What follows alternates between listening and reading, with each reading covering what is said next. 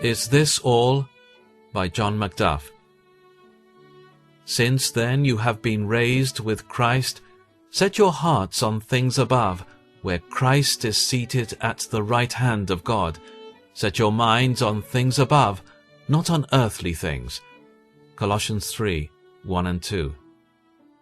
The history of 6,000 years has given indisputable evidence of the insufficiency of all earthly objects to yield true and satisfying enjoyment. Man has needs which no earthly riches can supply.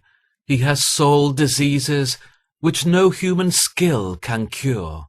He has fears which no mortal courage can quell. He has debts which no finite resources can discharge, and he has miseries which no earth-bound sagacity can console. In earthly things, to whatever extent they may be possessed, there is a lack of adaptation to yield real happiness. It is recorded of Caesar that he exclaimed when in possession of universal empire, "Is this all?" His expectations of happiness were not answered by the attainment of worldly things.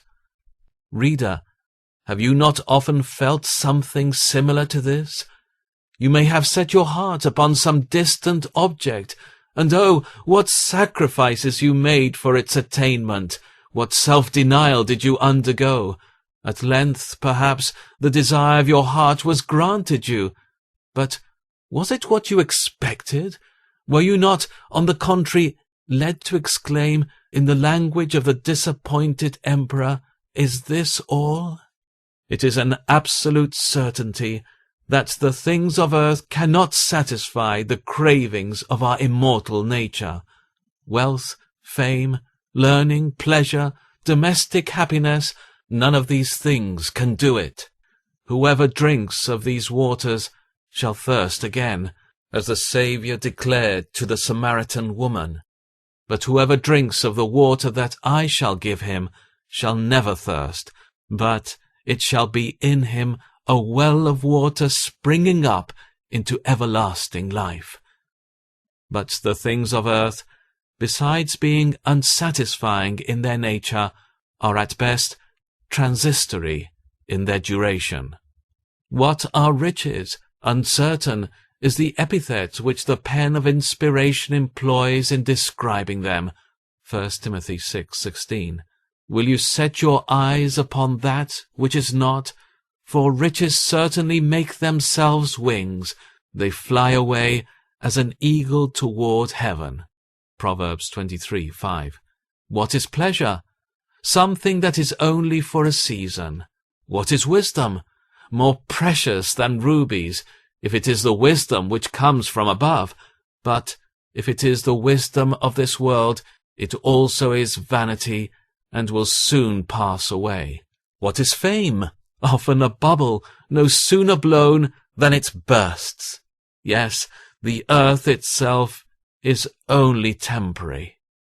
A Roman general, on one occasion, when elated by the splendors of a triumphal entrance into the imperial city, which had been awarded to him in honor of the victories he had won, exclaimed, "Ah, that it would continue!" But, alas, it did not continue. All the glittering pomp soon vanished.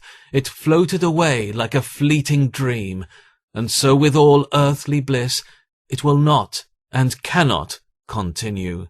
Had earthly things a character of abiding permanence belonging to them, men might, with some semblance of reason, make them the fit objects of their desires and pursuits. Such a character, however, they do not possess. The world with its lust is passing away. Why spend money on what is not bread, and your labour on what does not satisfy? But, O blessed heavenly world, this fullness of joy, this unclouded vision of God and the Lamb, this sweet fellowship with saints and angels, this day without a night, this sky without a cloud, this sea without a ruffle, these ravishing melodies, this seraphic transport and exulting joy, they will continue, and that forever.